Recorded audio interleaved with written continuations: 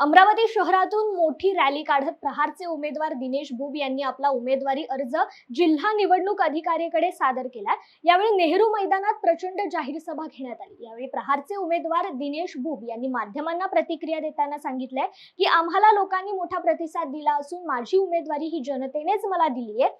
आता जनता सगळं ठरवेल असा आत्मविश्वास दिनेश बुब यांनी व्यक्त केला।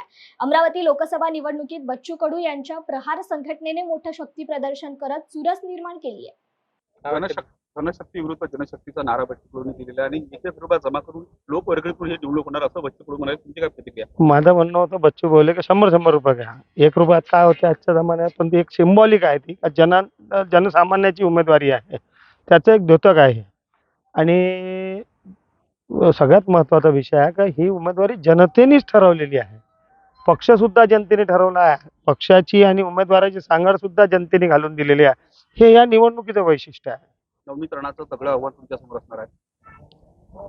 ते कसं असतं माहिती आहे का साहेब, आपण पत्रकार आहात, मी पुढारी आहे, निवडणूक जनतेची आहे, जनतेला ठरवून द्यायचं कोणाचं आव्हान कोणासमोर आहे। नवनीकरणाचा जिव्हाळी जप्त करणार असं बच्चू कडू म्हणाले। बच्चू भाऊ म्हणते तर जनता ठरवून ना, जनता ऐकते बच्चू भाऊचं, एवढं मला माहिती काय आहे। वाटतं एकंदरीत प्रचाराची रणनीती कशा प्रकारे सुरू आहे तुमची? काहीच नाही, आमचे लोकच येऊन राहिले, आम्ही म्हणजे कुठं द्यायचं काम नाही आहे, लोकच येऊन राहिले आणि लोकच ठरवून राहिले, लोकच आम्हाला घोषवाक्य देऊन राहिले। हे जन आंदोलन झालेलं आहे ऑलरेडी।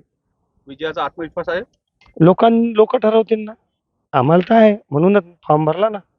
आता लोक ठरवतील, लोकांना त्यांनी घेतलेला निर्णय योग्य ठरवायचा आहे, लोकांनी घेतलेला निर्णय त्यांनाच योग्य ठरवायचा आहे।